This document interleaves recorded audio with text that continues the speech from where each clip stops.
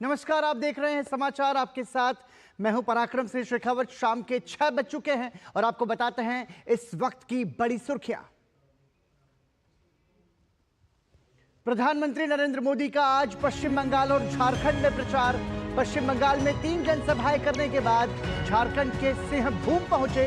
कहा, सिंहभूम और झारखंड आदिवासी क्रांतिकारियों की धरती। कांग्रेस आजादी का पूरा श्रेय सिर्फ एक परिवार को देना चाहती है। रोचक हुआ रायबरेली और अमेठी का रण। रायबरेली सीट से राहुल गांधी ने भरा नामांकन। प्रधानमंत्री ने राहुल गांधी पर किया कटाक्ष। कहा, राहुल गांधी को अमेठी से भागकर रायबरेली सीट चुननी पड़ी। मैं कहता हूं, डरो मत, भागो मत। सभी दलों के स्टार प्रचारक मैदान में। भाजपा के लिए अमित शाह कर्नाटक, महाराष्ट्र और गोवा में, तो जेपी नड्डा की गुजरात में रैली और रोड शो। प्रियंका और मल्लिकार्जुन खड़गे ने संभाली कांग्रेस की कमान। अखिलेश यादव का मैनपुरी में प्रचार।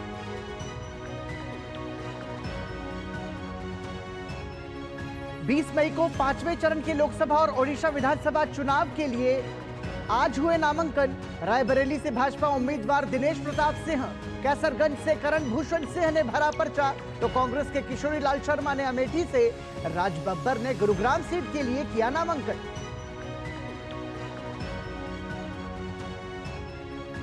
आबकारी मामले में अरविंद केजरीवाल की याचिका पर सुप्रीम कोर्ट में सुनवाई।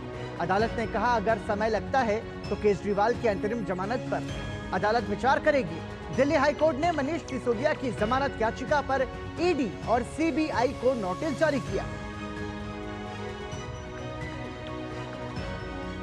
भीषण गर्मी से बेहाल हुए देश के दक्षिण पूर्वी राज्य। केरल में भीषण गर्मी के कारण 6 मई तक सभी स्कूल कॉलेज बंद। तेलंगाना, ओडिशा, बंगाल और बिहार में भी लू के थपेड़े। कर्नाटक के कुछ इलाकों में हुई बारिश ने दिलाई राहत।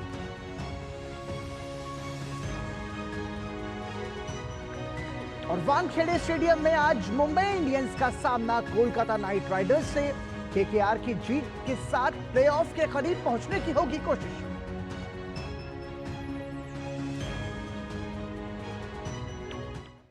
और ये तो थी इस वक्त की बड़ी सुर्खियां।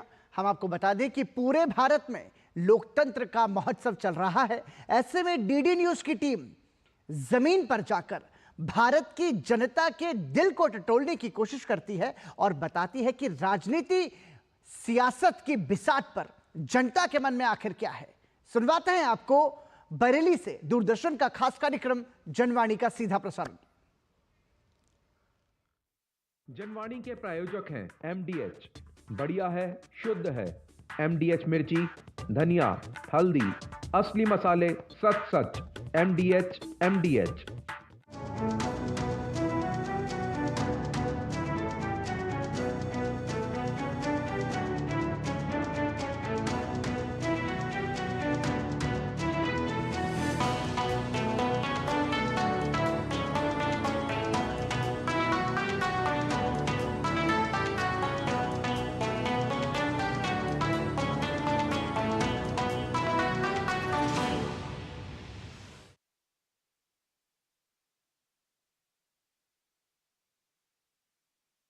नमस्कार, स्वागत है आप सभी का हमारे इस चुनावी कार्यक्रम जनवाणी में। मैं हूं आपके साथ आरेंद्र और इस वक्त हम मौजूद हैं उस शहर में, उत्तर प्रदेश के उस शहर में झुमके को लेकर जिसकी पहचान है, यानी हम बरेली में मौजूद हैं। बरेली में तीसरे चरण में 7 मई को लोकसभा का चुनाव होना है और तीसरे चरण की अगर बात की जाए तो देश भर में 12 राज्यों में तीसरे चरण में वोटिंग होगी और लगभग 95 लोकसभा सीटों पर वोटिंग होनी है। और उत्तर प्रदेश के लिहाज से अगर बात की जाए तो 10 सीटों पर तीसरे दौर में वोटिंग होगी। रोहेलखंड की बात की जाए, ब्रज क्षेत्र की बात की जाए, इन दोनों इलाकों से मिलाकर ये 10 लोकसभा की सीटें हैं जिनमें 7 मई को तीसरे दौर में उत्तर प्रदेश में वोटिंग होनी है और बरेली भी उनमें से एक है। 2019 की अगर बात की जाए तो 10 में से 8 सीटें बीजेपी के पास थी और 2 पर साइकिल यानी समाजवादी पार्टी ने एक तरीके से कब्जा किया था। उस वक्त की बात की जाए तो सपा और बसपा मिलकर साथ थे, कांग्रेस अलग थी। अभी की बात की जाए तो इंडिया गठबंधन के तहत कांग्रेस और समाजवादी पार्टी मिलकर चुनाव लड़ रहे हैं और बीजेपी अपने एनडीए अलायंस के साथ में उत्तर प्रदेश में मौजूद है। तो ऐसे में चुनावी समीकरण जमीन पे बदल गए हैं, लेकिन क्या कुछ बदला है 2019 से 14 के बाद अभी 2024 में, देखना दिलचस्प होगा। और किस तरीके से तमाम वीआईपी की किस्मत भी इस तीसरे दौर में उत्तर प्रदेश में दांव पे लगी है। तो आइए शुरुआत करते हैं हमारे बेहद खास कार्यक्रम जनवाणी की बरेली से। हमारे साथ बहुत ही खास मेहमानों का पैनल मौजूद है, उनका परिचय आपसे कराते हैं। मेरे साथ मौजूद हैं बीजेपी की ओर से यहाँ पर नेता प्रमेंद्र महेश्वरी जी, आपका स्वागत है। एक बार जोरदार तालियां बजा दीजिए प्रमेंद्र जी के लिए। इसके अलावा समाजवादी पार्टी की ओर से नुमाइंदगी कर रही समयून खान जी हमारे साथ में। समयून जी, आपका बहुत स्वागत है, जोरदार तालियां उनके लिए भी। इसके अलावा यशपाल सिंह जी हैं जो कि नेता हैं कांग्रेस पार्टी के। यशपाल जी, आपका भी बहुत बहुत स्वागत है। और वरिष्ठ पत्रकार पवन सक्सेना जी हमारे साथ में मौजूद है। पवन जी, आपका बहुत बहुत स्वागत है।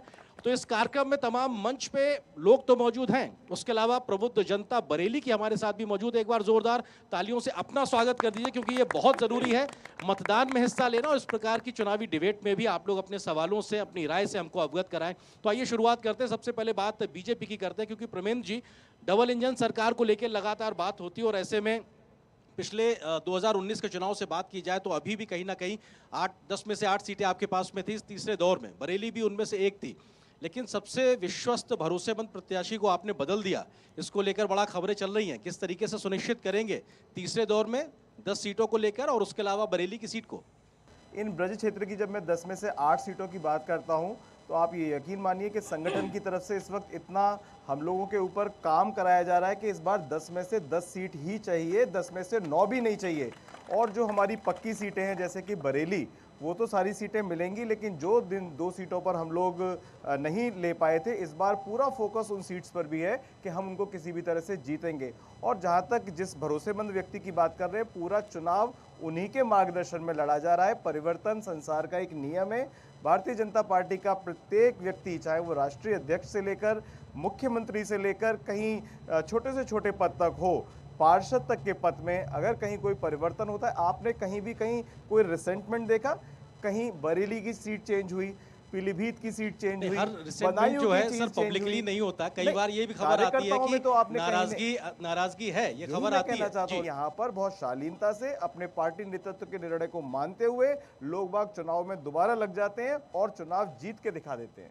ठीक है समयून खान जी, क्योंकि सपा से हमारे साथ मौजूद हैं। समयून जी, समाजवादी पार्टी की बात की जाए तो 10 में से 2 सीटें पिछली बार आपके पास थी। निश्चित तौर से हर कोई दम भरता है 10 में से 10 हम लेंगे, आप भी इस बात को कहेंगी। लेकिन पूरे चुनाव में दिखाई पड़ रहा है शुरुआत से लेकर अखिलेश यादव जी एक कंफ्यूज नजर आते हैं इस बात को लेकर कि आखिर टिकट लगातार बदलती है, प्रत्याशी बदलते रहे, एक सीट पे 2-2, 3-3 बार बदले हैं। तो ये अपने आप में दिखाता है कि क्या समाजवादी पार्टी आपस में कहीं उलझ रही है या अपने विरोधियों से उलझने के लिए तैयार हो पाई उतनी तरीके से? देखिए, समाजवादी पार्टी बिल्कुल तैयार है और जनता इतनी परेशान है, इतने मुद्दे हैं आम जनमानस से जुड़े हुए, तो कोई ये सवाल तो बनता ही नहीं है कि विरोधियों से परेशान है समाजवादी पार्टी। रही बात आपके इस सवाल की कि टिकट बदले जा रहे हैं, तो टिकट लगातार भारतीय जनता पार्टी के भी बदले गए हैं। मुझे लगता है सवाल उनसे भी होना चाहिए। आप कहें, लेकिन मैम नहीं, और ये एक संगठनात्मक कार्रवाई है और टिकट बदले भी जा रहे हैं, तो ये अच्छा देख के दिया जा रहा है कि कौन विकास का बढ़िया काम करेगा, कौन जनता के लिए ज्यादा काम कर सकता है। तो मुझे लगता है ये बहुत महत्वपूर्ण विषय नहीं। पहले वाला ज्यादा खराब था, उसके बाद थोड़ा कम खराब था, उसके बाद थोड़ा और कम खराब था। इसी वजह से बरेली लोकसभा बदलनी पड़ी, क्योंकि 8 बार सांसद रहते हुए मुझे बता दें बरेली जनपद में क्या कौन सा मल्टी स्पेशलिटी हॉस्पिटल बना है, कौन सी सड़क बनी है, कौन सा क्या बड़ा यहाँ पे इंस्टीट्यूशन लगा है, मुझे बता दें पिछले 8 बार के कार्यकाल। मैं प्रवीण जी आता हूँ। समस्या ये है कि ये जो बात आप लोग टीवी डिबेट में, सोशल मीडिया पे बोलते हैं, जमीन पर उतर को उतना मुखर नहीं दिखते हैं। ये सवाल सपा से इसलिए उठाया जाता है कि आप लोग क्यों नहीं जनता की नुमाइंदगी उस तरीके से करते हैं, जमीन पर मुखर क्यों नहीं नजर आते आप लोग? लगातार हमारे नेता जनता के बीच जा रहे हैं, लगातार हम लोग उनके मुद्दों को समझ रहे हैं। हम लोग बहुत अच्छा चुनाव लड़ रहे हैं और हम संविधान को बचाने के लिए इस बार चुनाव लड़ रहे हैं इंडिया अलायंस। यशपाल जी हमारे साथ कांग्रेस के नेता मौजूद है। यशपाल जी, क्योंकि ये कहा जा रहा है कि कांग्रेस पार्टी, क्योंकि इंडिया अलायंस में सबसे बड़ा दल कांग्रेस पार्टी है और आप उसके नुमाइंदगी यहाँ पे कर रहे हैं, डराकर संविधान बदल देंगे और लगातार एनडीए और बीजेपी की ओर से प्रधानमंत्री या तमाम बड़े नेता कह रहे साहब ऐसी कोई बात ही नहीं है। इवन फेक वीडियो को लेकर भी पूरा मसला चल रहा है। तो क्यों एक डराकर वोट लेने की एक स्ट्रेटजी नजर आ रही है, जबकि सच्चाई उस तरीके की दिखती नहीं है? यशपाल जी। पहले तो मैं बरेली की जनता जनार्दन को प्रणाम करता हूँ, सलाम करता हूँ, नमस्कार करता हूँ। उसके बाद मैं ये जो रिटोरिक बनाया जा रहा है कि कांग्रेस डराकर वोट लेना चाह रही है, ये तो बिल्कुल उल्टी बात हो रही है। डराकर वोट तो भाजपा लेने की कोशिश कर रही है, और किस किस चीज पर डरा रही है आप सब देख रहे हैं, जान रहे हैं, सुन रहे हैं। कांग्रेस तो सच बोल रही है। ये आप भाजपा का इतिहास उठा करके देख लीजिए, आपको ये पता लग जाएगा। ये जब भी कोई प्रयोग करते हैं ऐसे ही करते हैं, पहले अपने किसी चार छुटभैये नेताओं से बुलवाते हैं और बाद में जब सत्ता में आते हैं तो वही काम करते हैं और कहते हैं मैंने कहा था। पवन सक्सेना जी हमारे साथ में मौजूद हैं। पवन जी, क्योंकि ये संविधान बदल देंगे यहाँ पे बात आ गई है, तो बरेली में भी इतना मुखर ये मसला राष्ट्रीय स्तर की डिबेट का आ गया है। आपको लगता है कि ये एक भावनात्मक मसला जिसको लेकर तमाम दल कोशिश कर रहे हैं कहीं ना कहीं कि साहब अपने अपने हिस्से से जनता को मोल्ड किया जाए, कैसे आप देखते हैं इसको? देखिए, मुझे लगता है आर्यन जी, धन्यवाद पहले तो आपका इतने बढ़िया कार्यक्रम को बरेली में आयोजित करने के लिए। और सवाल अगर नहीं होंगे और बहस नहीं होगी तो लोकतंत्र भी मजबूत नहीं होगा। तो आपको, डीडी की टीम को पूरा बहुत बहुत धन्यवाद। जहाँ तक बात संविधान को बदलने की है, देखिए किसी भी राजनीतिक दल में अगर उस पार्टी का कोई शीर्ष नेता बात कहता है तो वो ऑथेंटिक मानी जाएगी।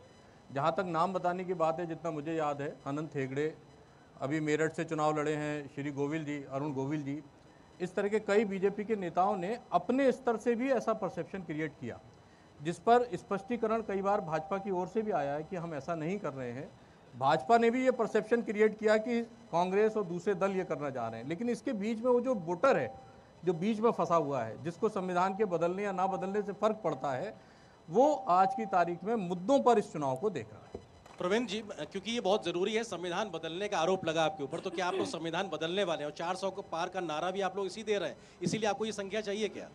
मोदी जी के नेतृत्व में भारतीय जनता पार्टी सिर्फ नेशन फर्स्ट को लेकर चलती है। सिर्फ सिंगल वर्ड, दो शब्दों पर हमने काम करते हैं, दिस इज नेशन फर्स्ट। और नेशन का मतलब ये है कि संविधान, ना तो कहीं संविधान बदलने की कहीं कोई बात कह सकता है, ना कहीं कोई सोच सकता है। सबसे अच्छी बात है कि हम सब, जो आपने बात करी कि संविधान बदलने की बात नहीं, हम मुद्दों की बात करें, हम लोग जनाधार की बात करें, हम जमीन पे क्या मुद्दे उन पे करें। ये ट्विटर, फेसबुक और सोशल मीडिया पे चुनाव लड़ने वाले क्या जमीन पे चुनाव लड़ेंगे? इनके पास कोई चुनाव लड़ने वाले लोग ही नहीं है, इनके पास लोग नहीं है। इनको दूसरी पार्टियों के लोग ला कर अपने कैंडिडेट बनाने पड़ रहे हैं। पहला कैंडिडेट ज्यादा खराब, दूसरा कैंडिडेट उससे खराब, फिर बदल दो तीसरा खराब। कैसे चुनाव लड़ेंगे? इनके पास मुद्दे नहीं है, इनके पास लोग नहीं है। आप खारिज कर रहे हैं इस बात को लेकर कि संविधान बदलने की बात गलत है, लेकिन ये तीखी बहस बरेली में हमारी जारी रहेगी। एक छोटे से ब्रेक के लिए रुकते हैं। ब्रेक के उस बाद जब वापस आएंगे तो हम जनता के सवाल भी लेंगे और तमाम जो राजनीतिक दल हमारे साथ मंच पे मौजूद है उनसे जवाब भी हासिल करेंगे। फिलहाल एक छोटे से ब्रेक के लिए रुकते हैं। बरेली से जनवाणी का कार्यक्रम जारी रहेगा।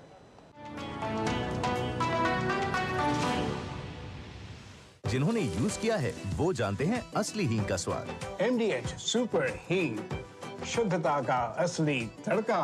MDH। राहुल जी, कहाँ भागे जा रहे हो इतनी बारिश में? अरे पापा, बस वोट डाल के आया। बेटा मौसम देख, अभी जाना जरूरी है क्या? पापा, पहले बरसात के समय कैसे कच्चे मकान में सब पानी पानी हो जाता था, अब जिसने हमें पक्की छत दी है उसे वोट भी तो भाग के ही जाके देना होगा ना। तो आप भी चलो ना मेरे साथ। हाँ चल रहा हूँ चल। जिसकी गारंटी ने जिंदगी संवारी, उसको वोट देने की गारंटी हमारी।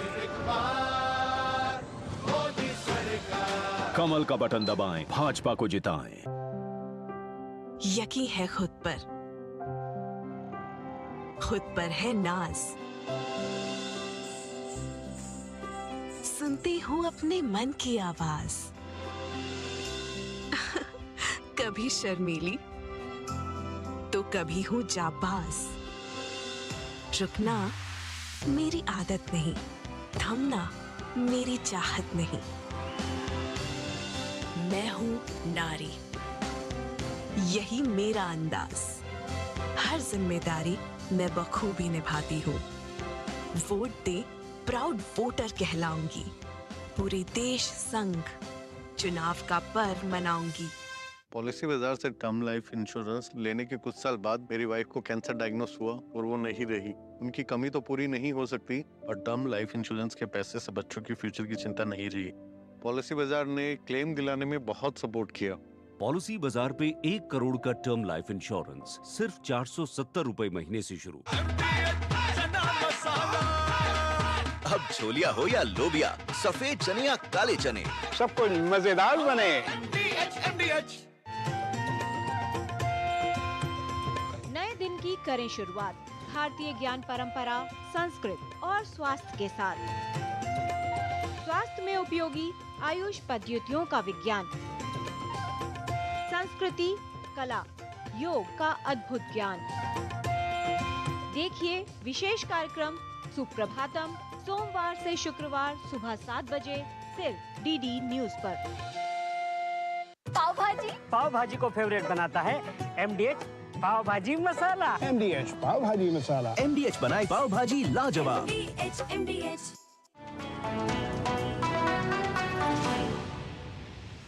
और इस छोटे से ब्रेक के बाद आप सभी का एक बार फिर से स्वागत है। बरेली में इस वक्त हम मौजूद हैं, उत्तर प्रदेश के शहर जहां तीसरे दौर में वोटिंग होनी है और हम जनवाणी के इस कार्यक्रम के माध्यम से जनता के मसले और मुद्दे समझने की कोशिश कर रहे हैं। हमने पहले राउंड में बात की तमाम राजनीतिक दलों के नेताओं से। कौन सवाल पूछना चाहता है? मेरा सवाल समाजवादी पार्टी से है। ये गठबंधन जो वर्ड यूज किया गया है, ये किया क्यों गया? क्या आप लोगों के मन में कोई डर है मोदी जी के खिलाफ, या कोई मन में कोई विषय कि आप लोग कमजोर समझ रहे हैं अपने आप को? बीजेपी वाले क्यों नहीं कर लेते किसी से गठबंधन? ऐसा क्या कौन सी खास बात है? समाजवादी पार्टी से मेरा सवाल है कि जिस प्रकार से संविधान की बात कर रही हैं, संविधान की प्रतियां फाड़ने के लिए, आरक्षण की प्रतियां फाड़ने के लिए तो समाजवादी पार्टी ने सदन में फाड़ी। उस समाजवादी पार्टी से हम अपेक्षा करेंगे कि संविधान हमारा खराब हो सकता है। भारतीय जनता पार्टी में संविधान जितना सुरक्षित है इतना किसी सरकार में नहीं। जो भारतीय जनता पार्टी का NDA का गठबंधन है उसमें 38 से ज्यादा दलों का गठबंधन है। पहले मोदी जी से पूछ के आइए कि इसको क्यों ये 38 दलों का गठबंधन बनाया। दूसरी बात आपका सवाल है कि समाजवादी पार्टी के नेताओं ने सदन में प्रतियां फाड़ी। मैं आपसे कहना चाहती हूं कि मोदी जी से पूछिए कि उनके बड़े बड़े नेता, सांसद पद के प्रत्याशी जो खुलेआम कह रहे हैं कि हम संविधान बदलेंगे और कुछ बदलाव हमने कर भी दिए हैं, उनका टिकट कब काटा जाएगा और उनको पार्टी से कब निष्कासित किया ठीक है, कुछ और सवाल लेते हैं, जल्दी से मैं आता हूँ। जब देश में सारे प्रकार के चुनाव हो रहे हैं, लोकसभा चुनाव हो रहे हैं, विधानसभा चुनाव हो रहे हैं, सारे प्रकार के चुनाव हो रहे हैं, तो राजनीति की प्रथम सीढ़ी हम लोग छात्र संघ को मानते हैं। समझ छात्रों का प्रतिनिधित्व करते हुए मैं सारी सरकारों से यही मांग करता हूं कि छात्र संघ चुनाव को बहाल किया जाए। यशपाल जी, क्योंकि कांग्रेस पार्टी को लेकर, इस बात को लेकर लगातार बात हो रही है, साहब कैसे युवाओं को आकर्षित करेंगे? आपके सबसे बड़े नेता राहुल गांधी, वो युवा नेता के तौर पे उनकी पहचान है, ऐसे में वो अपील क्यों नहीं हो पा रही है बीते 2 आम चुनाव में, तमाम विधानसभा के चुनाव में, और इस बार ऐसा आप लोग युवाओं को लेकर कैसे आकर्षित करेंगे? अगर आपके सबके संज्ञान में है कि अगर आपने हमारा घोषणा पत्र देखा है तो जो हमने 5 न्याय की बात की उनमें युवा न्याय भी हमारा सबसे पहले नंबर पर है। और उसमें हमने ये सीधा कहा है, पहले तो मैं इस बेटे की बात को सपोर्ट कर दूं, छात्र संघ जो होता है वो लोकतंत्र की नर्सरी होता है, तो छात्र संघ का चुनाव जितनी जल्दी स्टार्ट हो वो हमारे लोकतंत्र के लिए आवश्यक है।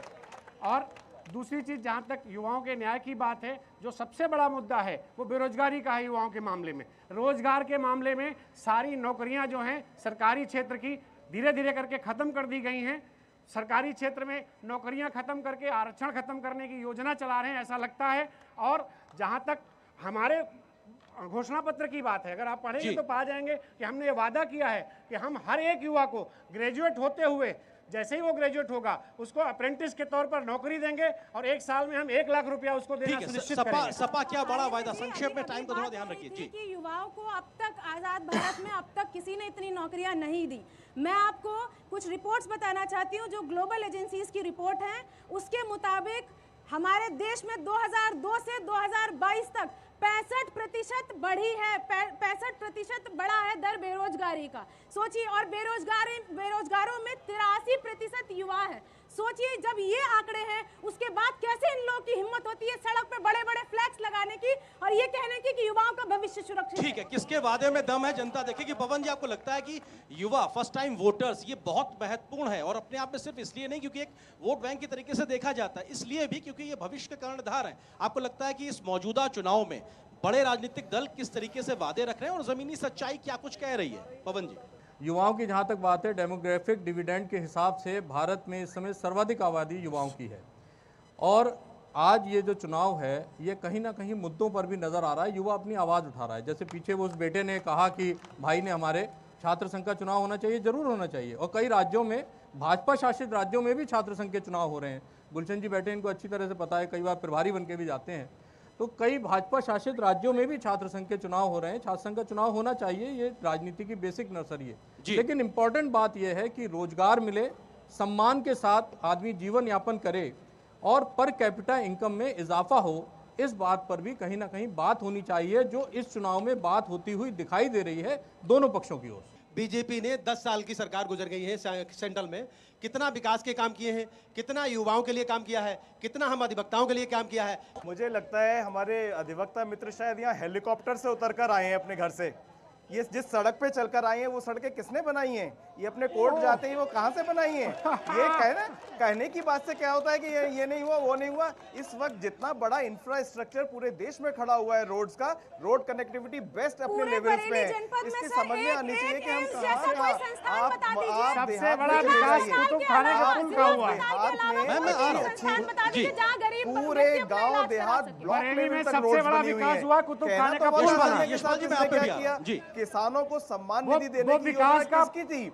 और सारे लोगों को फसल बीमा किसने दिया है? मैं सत्ता से पूछना चाहता हूँ, क्या देश में महंगाई कम हुई? क्या लोगों को रोजगार मिला? क्या रुपए का मूल्य जो गिर रहा था वो उठना शुरू हुआ? क्या रुपया डॉलर के मुकाबले ऊंचा हुआ? क्या वो जो सड़कें जो बता रहे हैं डॉक्टर साहब, एक बार संजय नगर जाके देखें, 5 साल से सड़क बन रही है, वहाँ का क्या हाल है? एक बार देखे तो जाके। महंगाई और बेरोजगारी बड़ा मसला है। लगातार आप लोगों के ऊपर इस बात को लेकर विरोधी मुखर है। क्या कुछ ऐसा भरोसा देंगे, क्या आंकड़े गिनाएंगे आप? इस देश की जनसंख्या 140 करोड़ जनसंख्या है। अगर हमें कहीं 100 लोगों को भी कहीं मैनेज करना होता है तो मुश्किल होती है। 140 करोड़ लोगों में से 80 करोड़ लोगों के लिए निःशुल्क राशन की व्यवस्था इस सरकार ने की है, जिससे उनको कोई परेशानी महसूस ना हो। इस लोगों के लिए सवाल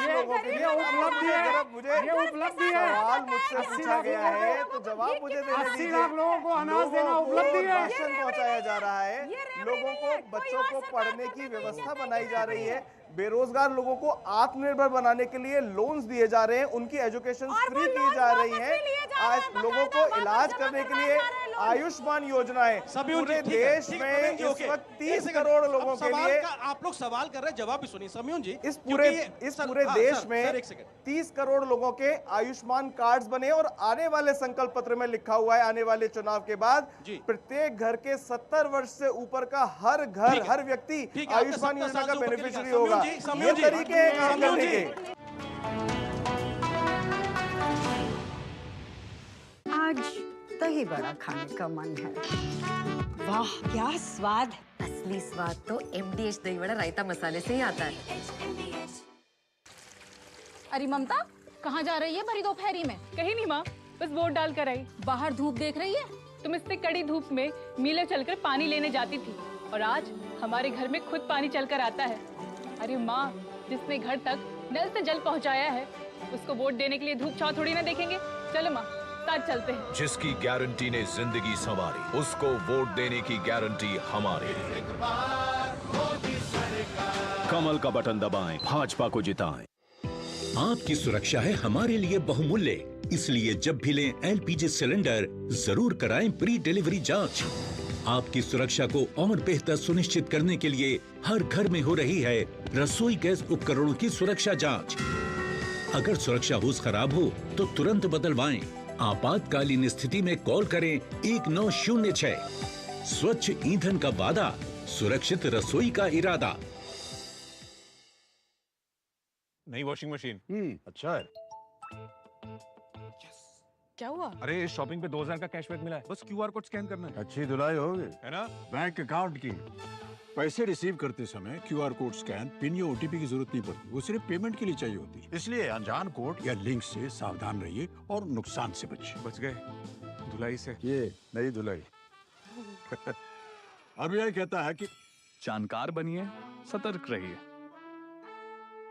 आधे बाउल दही में 4 चम्मच MDH चटनी पुदीना मसाला डाला, स्टर करो, पुदीना चटनी तैयार। MDH चटनी पुदीना मसाला। चाय की प्याली के साथ खबरों से भरी नई सुबह। देश की राजनीति, आम जन की कहानी, विदेशों की हलचल, कारोबार का गुणा भाग, खेल का मैदान, मनोरंजन और ज्ञान विज्ञान, विरासत और संस्कृति के साथ सेहत की बात और ग्लैमर का तड़का।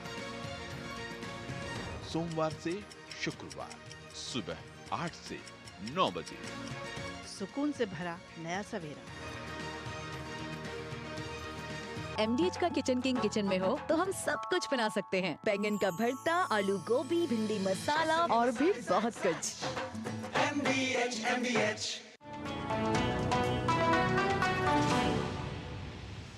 समयून जी, महंगाई और बेरोजगारी, आप लोग लगातार बीजेपी और अपने विपक्षियों पे मुखर हैं, लेकिन इसका समाधान क्या? ये सिर्फ आरोप लगा देने तक है या आपके पास एक विकल्प है? जरा जनता के सामने रखें संक्षेप में। बिल्कुल विकल्प है और इंडिया अलायंस जो है वो युवाओं के लिए रोजगार के रास्ते बनाएगा और ये सब आप लोग घोषणा पत्र में पढ़ चुके हैं। आप सब लोग घोषणा पत्र पढ़ चुके हैं।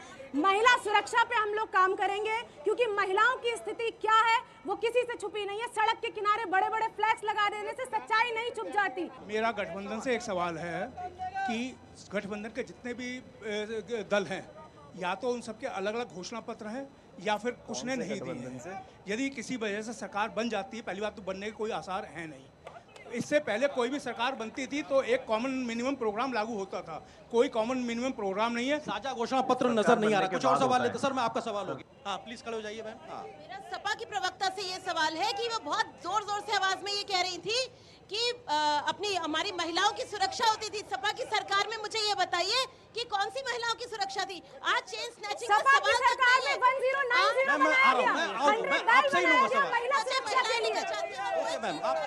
ये खबरें ऑथेंटिक है, मैं अपने घर से नहीं सुना रही हूँ आपको। मैं ये कहना चाहूंगी कि जिस पार्टी का शीर्ष नेतृत्व कहता हो कि लड़के हैं, लड़कों से गलती हो जाती है, वो आज महिला सुरक्षा की बात करते हैं। और इन केस ये लोग जीत भी जाते हैं तो हमारा प्रधानमंत्री कौन होगा? बड़ा सवाल ये उठ रहा है कि आपका जो इंडिया गठबंधन है उसमें एकता कितनी है, एकजुटता कितनी है और आपका प्रधानमंत्री का चेहरा कौन है? क्योंकि आपके विपक्षी ये सवाल उठाते हैं कि एक एक साल का एक फॉर्मूले के साथ आप आगे बढ़ते नजर आएंगे, तो उस मसले को लेकर आप क्या कहेंगे? ये लड़ाई हम लोगों के लिए प्रधानमंत्री पद की नहीं है, सांसद पद की नहीं है, विधायक पद की नहीं है। ये लड़ाई हमारे लिए देश को बचाने की लड़ाई है, लोकतंत्र को बचाने की लड़ाई है, संविधान को बचाने की लड़ाई है। और ये हम चुनाव जीतने के बाद तय कर लेंगे और बिल्कुल तय कर लेंगे। इसमें किसी तरीके का कोई गलतफहमी नहीं है, इसमें किसी तरीके का कोई अपवाद नहीं है। यशपाल जी, क्योंकि जब चुनाव का शुरुआत हुई, यशपाल जी मेरा सवाल है आपसे, पॉइंटेड सवाल है, जब चुनाव की शुरुआत हुई तो बहुत समय तक असमंजस बना रहा कांग्रेस और सपा में इस बात को क्या गठबंधन होगा या नहीं। दबाव की राजनीति हुई, उसके बाद जाके गठबंधन हुआ है। तो इस बात की सहजता असहजता को लेकर भी आज भी सवाल उठते हैं कि ये सच में कितना गठबंधन है, कि सवाल जनता से भी आया था। देखिए, जहाँ तक आपकी ये बात है कि जो दबाव डाला गया गठबंधन का, ये देखिए इस तरीके की चीज़ें एक परसेप्शन बनाने का काम है।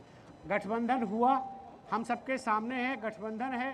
असहजता कहाँ आपको दिख रही है? हमारे सीट बटी हुई हैं, हमारे प्रत्याशी निर्धारित हैं, हम एक दूसरे का चुनाव लड़वा रहे हैं। कहाँ पे आपको असहजता दिखाई पड़ती है? हमको नहीं दिखाई पड़ रही है। जहाँ तक साझे घोषणा पत्र की बात है, आप बताइए कि हमारे किसी भी गठबंधन के दल ने क्या ऐसा कुछ कहा है कि वो कांग्रेस के घोषणा पत्र को मानने से इनकार करता है? सभी मान रहे हैं। सबसे बड़े दल होने के नाते हमारे पास एक अपर हैंड है देश में और हम मानते हैं कि जो हमने गारंटियां दी हैं वो हमारे सब साथी देंगे। मुझे ब्रेक पे जाना है, एक second please.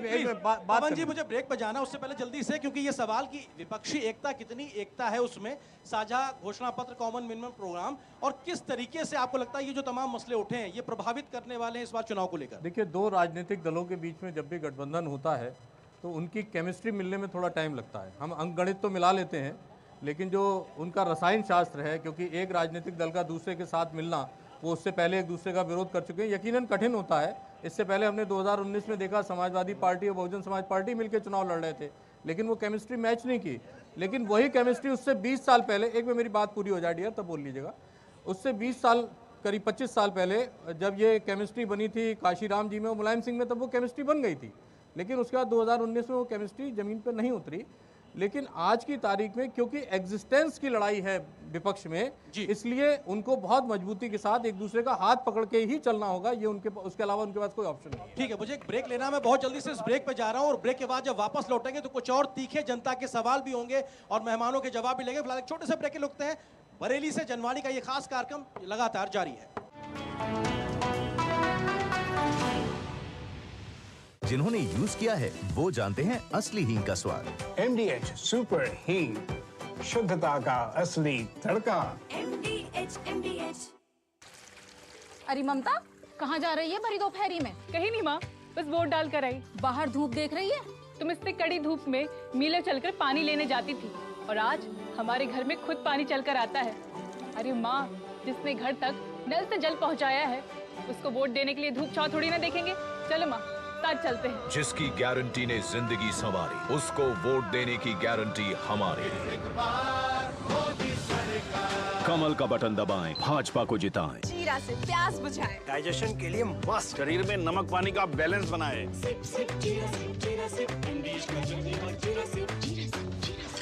Happy birthday my dear. अरे ये क्या? एप्सिलॉन मेरी नई स्कूटी के लिए। ओए बनो सयानी, नहीं तो पैसों पे फिर जाएगा पानी। मतलब? सुनो, ऑनलाइन लर्निंग ऐप्स को जांच परख कर आरबीआई अधिकृत बैंक एनबीएफसी से ही आप लोन लीजिए। और अधिकृत ऐप्स या अनजान लोगों से निजी जानकारी शेयर करना यानी धोखा। दादू बन गई सियानी। गिफ्ट नहीं खोलेंगे? आरबीआई कहता है इनसे जानकार बनिए, सतर्क रहिए। आज दही बड़ा खाने का मन है। वाह क्या स्वाद! असली स्वाद तो MDH दही बड़ा रायता मसाले से ही आता है।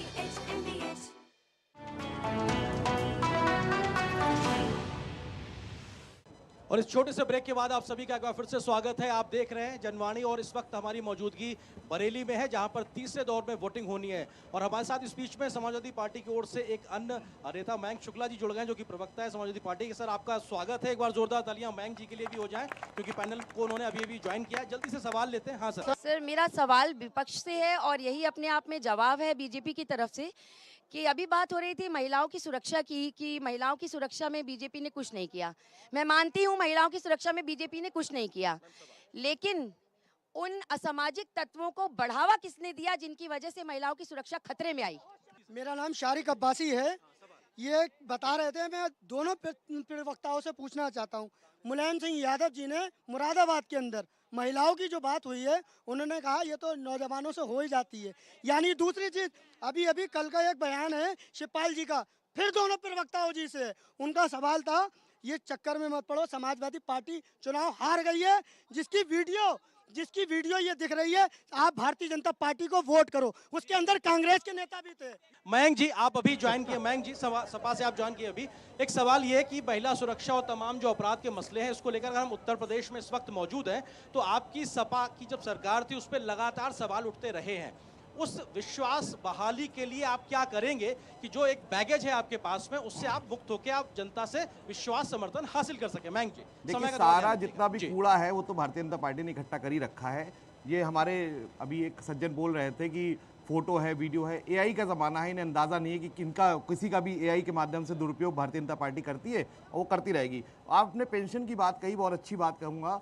2022 के चुनाव में भी हमारे घोषणा पत्र में था कि पुरानी पेंशन लागू होगी और हम विश्वास दिलाते हैं अगर हमारी सरकार बनेगी तो पुरानी पेंशन लागू होगी। दूसरी बात, लोकतंत्र सेनानी की बात, हमारे आदरणीय लोकतंत्र सेनानी रहे, बहुत वरिष्ठ व्यक्ति हैं बरेली के। मैं उन्हें फिर बताता हूं कि भारतीय जनता पार्टी ने उसे कमज़ोर करने का काम किया है, उसकी जो भी सुविधाएं थी उन्हें कम करने का और ख़त्म करने का काम किया है। मगर समाजवादी पार्टी और इंडिया गठबंधन की सरकार बनती है तो माननीय नेताजी ने जो सुविधाएं दी थी उसको और बढ़ोतरी करके लोकतंत्र सेनानी को दिया जाएगा। अब बात आती है अपराध की। अपराध को रोकने के लिए समाजवादी पार्टी ने सबसे बड़ा जो काम किया था वो डायल 100 दिया था। पहले जब अपराध होता था तो कोई भी व्यक्ति थाने तक जाता था, परेशान होता था, इस बीच में लड़ाई होती थी, फोन होते थे, उसमें पुलिस आने में समय लगता था। डायल 100 के माध्यम से पुलिस घर घर तक आने लगी। एक बात, 10-90 दे के महिलाओं की सशक्तिकरण का काम जो समाजवादी पार्टी ने किया है उसी की आज फायदा है कि थोड़ा बहुत हो रहा है। हालांकि जितना भी अपराध है, बरेली में दर्जन भर से ज़्यादा महिलाओं की गला घोट के हत्या मीरगंज में हो चुकी है, आज तक उसका खुलासा नहीं हो पाया। इसी फरीदपुर में एक बच्ची के साथ बलात्कार होता है, उसका भी खुलासा नहीं हो पाया। मुद्दों की बात करें तो भारतीय जनता पार्टी मुद्दा विहीन है, मुद्दा विहीन है, गलत बातों के साथ अपनी राजनीति कर रही है। प्रवीण जी आप मुद्दा विहीन है, महिला सुरक्षा का आप भले ही बात करते हो लेकिन अपराध आपके राज्य में डबल इंजन की सरकार के बाद भी बढ़ा है, ये आरोप आपके ऊपर लग रहा है। ये सब सुनने की और कहने की बातें हैं। जब अपराधी सरकार में बैठे होते थे तो वो खुलेआम अपराध करते थे। आज वो सारे अपराधी जेलों में बंद हैं, नाम गिना सकते हैं, या तो जेल में बंद हैं या तो धरती छोड़ चुके हैं या घर छोड़ चुके हैं। सारे अपराधी बंद हैं और बाबा का बुलडोजर ऐसा चलता है जो किसी अपराधी को बख्शता नहीं है। जो भी अपराधी होगा वो मारा जाएगा या पकड़ा जाएगा या खत्म कर दिया जाएगा। निर्दोष आदमी से कुछ नहीं कहा जाएगा। यशपाल जी, सवाल बहुत जरूरी है आपसे। कांग्रेस के ओर पर सीधे पूछा गया था ये तमाम मसले कैसे एड्रेस करेगी कांग्रेस? मेरा सिर्फ इतना कहना है कि जिस चीज को लेकर के इनके पास कोई प्रूफ नहीं था वो प्रोपेगेंडा ये करते, ये परसेप्शन की राजनीति करने में निश्चित बात बहुत आगे रहे हैं, लेकिन अब हम जनता जाग गई है, जनता समझने लग गई है। अब इनकी बातें समझ में सबको आने लग गई कि ये क्या कह रहे हैं।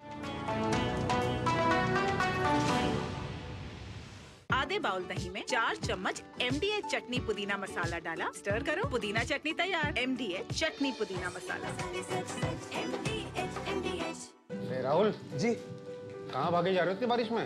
अरे पापा बस वोट डाल के आया। बेटा मौसम देख, अभी जाना जरूरी है क्या? पापा, पहले बरसात के समय कैसे कच्चे मकान में सब पानी पानी हो जाता था, अब जिसने हमें पक्की छत दी है उसे वोट भी तो भाग के ही जाके देना होगा ना। तो आप भी चलो ना मेरे साथ। हाँ चल रहा हूँ चल। जिसकी गारंटी ने जिंदगी संवारी, उसको वोट देने की गारंटी हमारी। कमल का बटन दबाएं, भाजपा को जिताएं। दुनिया की सबसे तेज रफ्तार और 5वीं सबसे बड़ी अर्थव्यवस्था, विश्व स्तर के बुनियादी ढांचे, भारत की फिनटेक क्रांति की कहानी मेक इन इंडिया और स्टार्टअप इंडिया की सफलता की, आर्थिक जगत की सुर्खियां, आम आदमी के लिए क्या है मायने, शेयर बाजार और दूसरे फाइनेंशियल मार्केट्स के तमाम अपडेट्स, कारोबार जगत की बड़ी खबरों का सटीक और सरल विश्लेषण। देखिए इकोनॉमी टुडे सोमवार से शुक्रवार सुबह 9:30 बजे सिर्फ DD न्यूज पर। अब तक टेस्टी राजमा बनाना नहीं आया। बिना MDH राजमा मसाला के टेस्टी राजमा कैसे बनेगा? MDH राजमा मसाला। क्या स्वादिष्ट राजमा बनाए। MDH। समृद्ध इतिहास को समेटे राजस्थान शानदार किलों का गढ़ है। ऐसे कई किले हैं जिनका इतिहास स्वर्णिम अक्षरों में लिखा हुआ है। उनमें से एक है कुंभलगढ़ किला। कुंभलगढ़ किले की भव्य दीवारों को the great wall of China के बाद दुनिया की दूसरी सबसे लंबी दीवार माना जाता है, इसलिए इसे the great wall of India भी कहा जाता है। उदयपुर से 84 किलोमीटर दूर उत्तर में स्थित है कुंभलगढ़ किला। 2013 में विश्व विरासत समिति के 37वें सत्र में इस किले को यूनेस्को की विश्व धरोहर स्थल में घोषित किया गया था। यह किला 7 विशाल द्वारों के साथ बनाया गया है। इस भव्य किले के मुख्य आकर्षण केंद्रों में बादल महल, शिव मंदिर, वेदी मंदिर और नीलकंठ महादेव मंदिर शामिल हैं। कुंभलगढ़ किले को अजयगढ़ भी कहा जाता है। इस किले की यह विशेषता है कि यह भव्य किला वास्तव में कभी युद्ध में नहीं जीता गया था।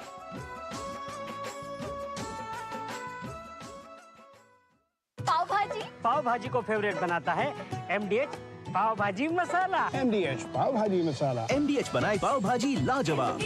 MDH।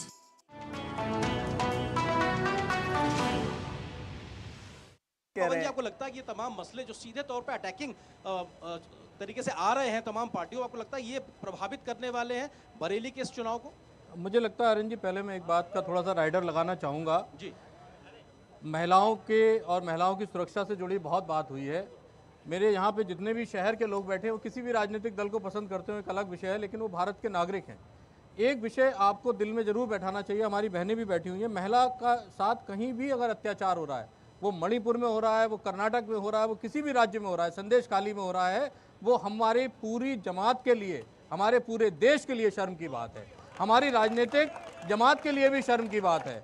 तो इसको एक दूसरे के ऊपर आरोप लगाने की बजाय हमें उसके मूल कारण में जाना चाहिए, और ये दोनों ही पार्टियों की, सत्ता पक्ष की, विपक्ष की, दोनों की जिम्मेदारी है कि उसको गंभीरता से ले, वरना ये सिलसिला अनंत काल तक चलता रहे। ठीक है प्रवीण जी, जल्दी से कुछ और सवाल लेने मुझे। मैं आपको यही बात करना चाहूंगा। अभी जैसे बात कही कि उन्होंने कहा कि वो हमारी पार्टी के नेता जिन्होंने उन्होंने बात कही कि उसमें कुछ कहा ही नहीं था। सिर्फ जोर से बोलने से, चिल्लाने से तो बात नहीं होगी।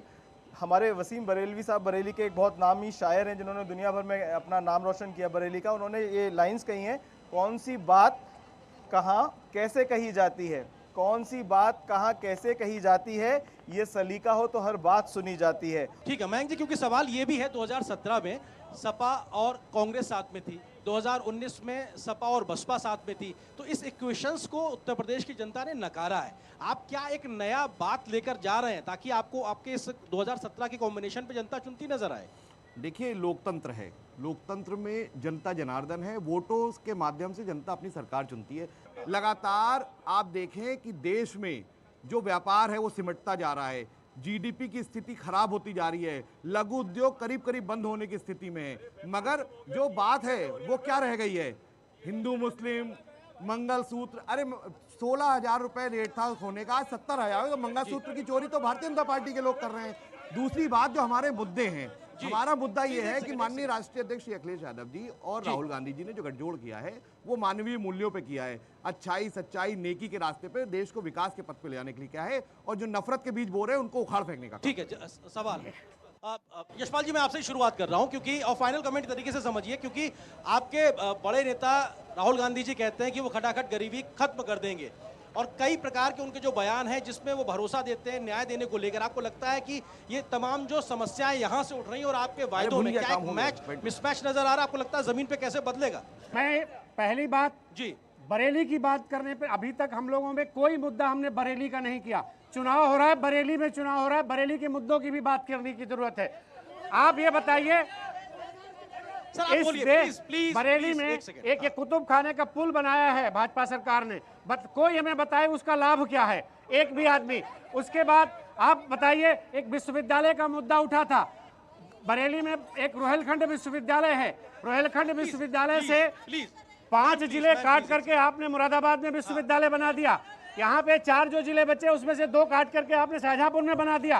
2 जिलों का ये विश्वविद्यालय जो बचा है, इसको आप कैसे चलाएंगे? मुझको सीधे सीधे दिखाई पड़ता है कि आपकी पूरी कोशिश इस बात की है कि आप एक स्थिति पे ले जाएं कि सारे विश्वविद्यालय अपने आप को चलाने में असमर्थ हो जाएं, उसके बाद आप उनको प्राइवेट सेक्टर को बेच दें। आप शिक्षा के साथ ये करना चाह रहे हैं, रोजगार के साथ, महंगाई के साथ आपका क्या बर्ताव है वो सबको दिखाई पड़ रहा है।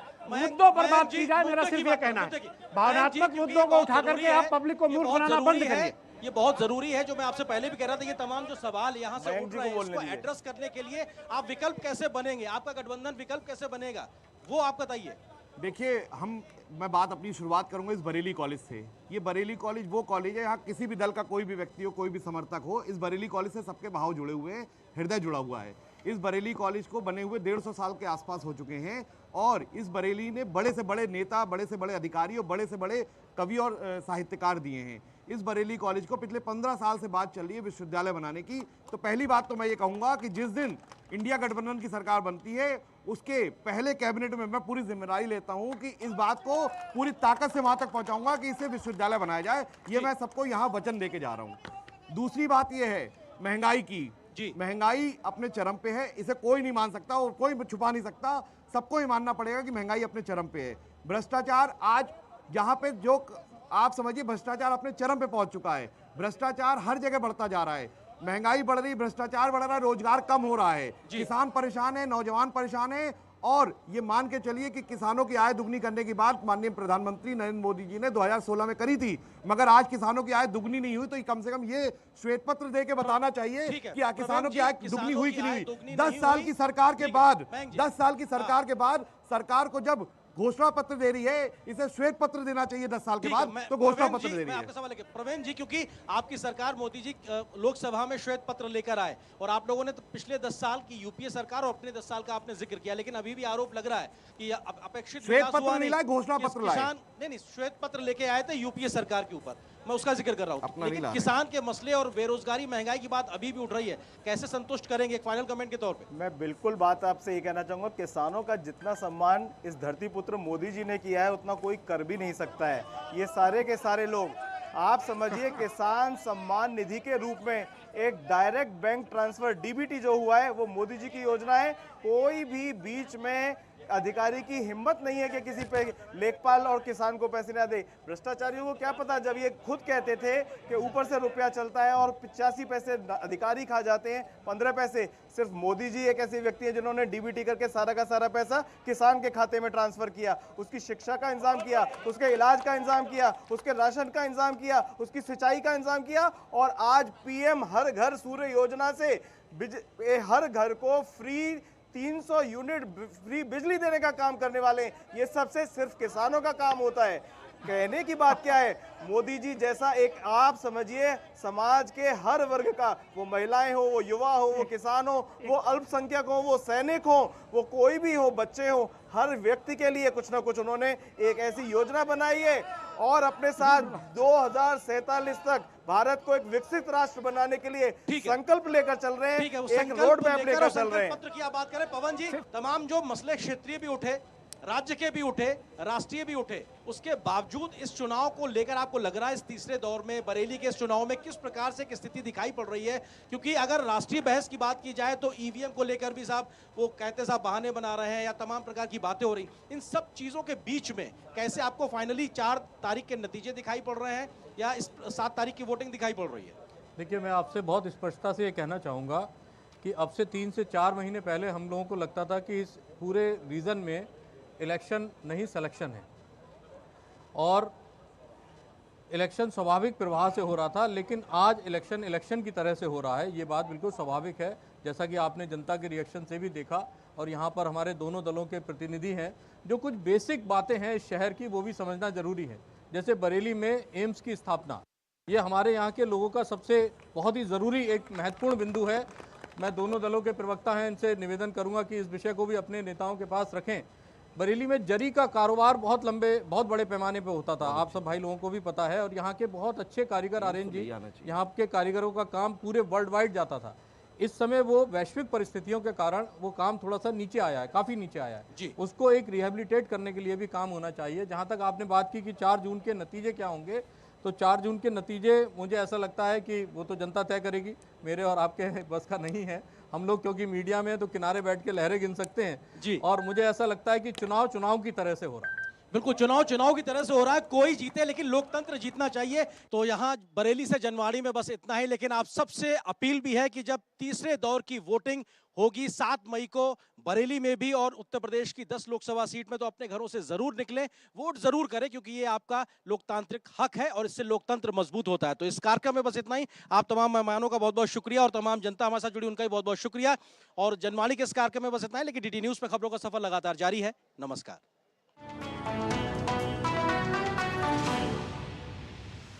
जनवाणी के